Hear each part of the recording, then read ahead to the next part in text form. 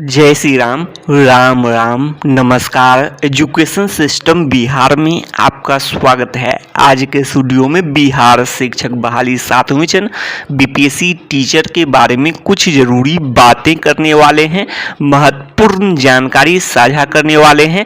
बड़ी खबर निकलकर सामने आ रही है बीपीएससी शिक्षक अभ्यर्थियों के लिए। जी न्यूज़ के माध्यम से जो जानकारी स्पष्ट की गई है, अगले सप्ताह बीपीएससी का रिजल्ट जारी हो सकता है। बीपीएससी टीआरई बीपीएससी शिक्षक अभ्यर्थियों का रिजल्ट जारी हो सकता है। इसका मतलब 2 दिन हैं। ऐसे में आप लोग अगले सप्ताह मतलब 2 दिन समझे, शनिवार और रविवार के बाद सोमवार को उम्मीद कर सकते हैं रिजल्ट के संबंध में। सोमवार हो या फिर मंगलवार हो, इस दिन उम्मीद कर सकते हैं रिजल्ट के संबंध में। और ऐसे में उम्मीद यह भी कर सकते हैं कि जब सोमवार को रिजल्ट जारी होना है तो रिजल्ट लगभग तैयार हो चुका होगा और अच्छी खबर, खुशखबरी देखने को मिल सकती है बीपीएससी शिक्षक अभ्यर्थियों को कि रिजल्ट अगले सप्ताह जारी होने की खबर मिल सकती है। अब आगे देख लेते हैं, ऑफिशियल भी मिल सकती है। अब आगे देख लीजिए आप लोग पिछले वीडियो की खबर। पिछले वीडियो में जो बातें किए थे और कुछ अभ्यर्थियों का जो कन्फ्यूजन है क्वेश्चन के बारे में, और हो सकता है कि जो पिछले वीडियो में नहीं समझे हों अभ्यर्थी, जो अच्छे ढंग से नहीं बताए होंगे तो जिसके कारण से नहीं समझ में आया होगा, तो ये भी बातें हैं। तो पिछले वीडियो में सबसे पहला क्वेश्चन क्या था? पहला क्वेश्चन था क्या, जो आंसर की के संबंध में था। आंसर की में ऑब्जेक्शन के संबंध में, ऑब्जेक्शन क्या अभ्यर्थी एक किए हैं तो क्या उन्हीं को फ़ायदे मिलेंगे या फिर सबको मिलेंगे? तो ऐसे समझें अभ्यर्थी, ऐसे समझें ऑब्जेक्शन और फाइनल आंसर की। फाइनल आंसर की क्या सबके लिए अलग अलग होगा? आप लोग इसका पहले सोचिए मन में, क्या फाइनल आंसर की सबके लिए अलग अलग होगा? तो बिल्कुल नहीं, सबके लिए सेम होगा फाइनल आंसर की। तो अलग अलग अभ्यर्थी के क्वेश्चन के ऑब्जेक्शन से कोई मतलब नहीं है।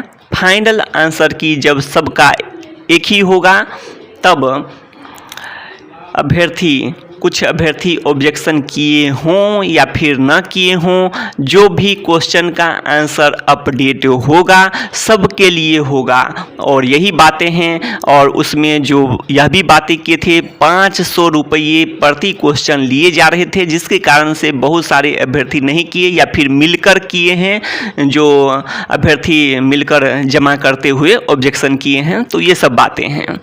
तो आप लोग समझ गए होंगे कि जो ऑब्जेक्शन के बारे में यही बातें हैं, स्पष्ट कर दिए हैं। जब फाइनल आंसर की सबका अलग अलग नहीं है तो इससे ही आप लोग उम्मीद कर सकते हैं जब फाइनल आंसर की एक है तो ऑब्जेक्शन कोई करे या न करे। यदि एक की ही अभ्यर्थी ऑब्जेक्शन किया है और क्वेश्चन का आंसर चेंज होता है तो फायदे सबको मिलेंगे। यही बातें हैं। अब आगे देख लेते हैं। अब ये क्वेश्चन है, कितना अंक पर ग्रामीण क्षेत्र गांव का स्कूल? तो सबसे बड़ा सवाल है ग्रामीण क्षेत्र और गांव का स्कूल। तो यह भी जानते हैं अधिकतर अभ्यर्थी की पहली पसंद तो शहर की ओर होगा, अर्थात अपने ज़िले में ही शहर की ओर सबसे पहले। तो ये भी बातें हैं। शहर में भी 3 निकाय हैं, पिछले वीडियो में बातें किए हैं। शहर में कितने निकाय? 3 निकाय। पहला है नगर पंचायत, दूसरा है नगर परिषद और तीसरा है नगर निगम, अर्थात आपका जिला में कहीं भी, जिला के किसी भी स्कूल में। तो जिला के किसी भी स्कूल में हो, इसके लिए तो अच्छे रैंक चाहिए। उस ज़िले में अच्छे रैंक वाले को ही यह मिल सकता है। और स्कूल की भी संख्या अधिक नहीं होती है और हर स्कूल में एक एक ही कंप्यूटर शिक्षक दिए जाएंगे। तो कंप्यूटर शिक्षक या फिर जो किसी भी विषय की बात कर ले आप लोग, तो इस तरह से आप लोग भी उम्मीद कर सकते हैं कि जो जो अच्छा रैंक है उसी को मिल सकता है। नगर निगम वाले अर्थात जो जिला का जो स्कूल है और बाकी जो हैं नगर पंचायत हैं, नगर परिषद हैं, वो जो एवरेज हैं उनको मिलेंगे। और जो जिनका गांव में भी दो टाइप के हैं, जहां पर एक यातायात की सुविधा या फिर अन्य सुविधा हैं, गांव में अधिकतर जो गांव में जो सुविधा हैं वो हैं, और कुछ ऐसे भी गांव हैं जिसमें कोई सुविधा नहीं है, ऐसे समझें आप लोग।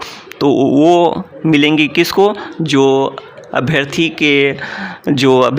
जिसको सभी अभ्यर्थी यदि पसंद नहीं किए हैं तो वो रैंक के अनुसार मिल जाएंगे। समझ सकते हैं, जिनका रैंक नीचे है उनको मिल जाएंगे, जो जिसमें कम सुविधा है जिस भी गांव में उस टाइप के गांव मिल जाएंगे। तो इस तरह से आप लोग भी समझ गए होंगे। तो यही बात है। तो पिछले वीडियो में यही बातें यदि विस्तार से नहीं कर सके थे तो यहाँ पर विस्तार से बातें स्पष्ट किए हैं। अब आगे देख लेते हैं, कितना अंक पर अपना जिला, कितना अंक पर अपना जिला। तो अपना जिला के लिए बात करें तो अच्छा अंक की भी तो उतना जो ये बातें हैं डिपेंड करता है आपके विषय में कितने सीट हैं। और अधिकतर विषय की बात करें तो सोशल साइंस विषय को छोड़कर अधिकतर विषय में जिला मिलने की संभावना बढ़ जाती है। यदि एवरेज में है, एवरेज मतलब लो रैंक जो नहीं बन रहा है, लो रैंक वाले को गांव के क्षेत्र मिलेंगे, ये भी बातें हैं। तो अपना जिला का ही गांव का क्षेत्र मिल जाए तो ये भी बड़ी बात है, और जहां पर सुविधा न हो वो भी मिल जाए तो भी अपने ज़िले में देखा जाता है, लोग पसंद कर लेते हैं। तो ये सब बातें हैं। तो अपना जिला को लेकर बात करें तो सोशल साइंस को छोड़कर अधिकतर विषय में मिलने की संभावना बनती है। अब आगे देख लेते हैं, अब आगे देख लीजिए आप लोग, जो कितना अंक पर मिलेगा दूसरे जिला।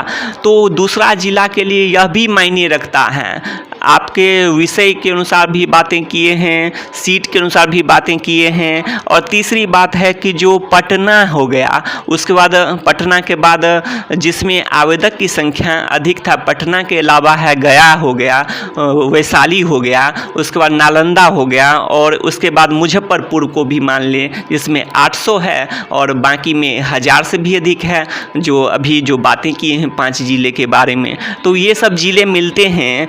तो ये सब जिले में तो कुछ अभ्यर्थी ऐसे होंगे जिनको ये सभी जिले के अलावे मिलेंगे, ये जिले नहीं मिलेंगे। ये हो सकता है जो इसमें अभ्यर्थी की संख्या अधिक है तो कुछ अभ्यर्थी को दूसरे जिले मिलेंगे। तो यही उसमें भी उस वीडियो में भी बताने का प्रयास किए थे, लेकिन उसमें स्पष्ट रूप से रात में बनाए थे तो स्पष्ट रूप से नहीं स्पष्ट कर सके थे। और यहाँ पर जो अधिक से अधिक प्रयास करते हैं स्पष्ट करने का, फिर भी यदि जो कमी है तो आप लोग कमेंट करके बता सकते हैं और उसके बाद फिर से सुधार कर देंगे।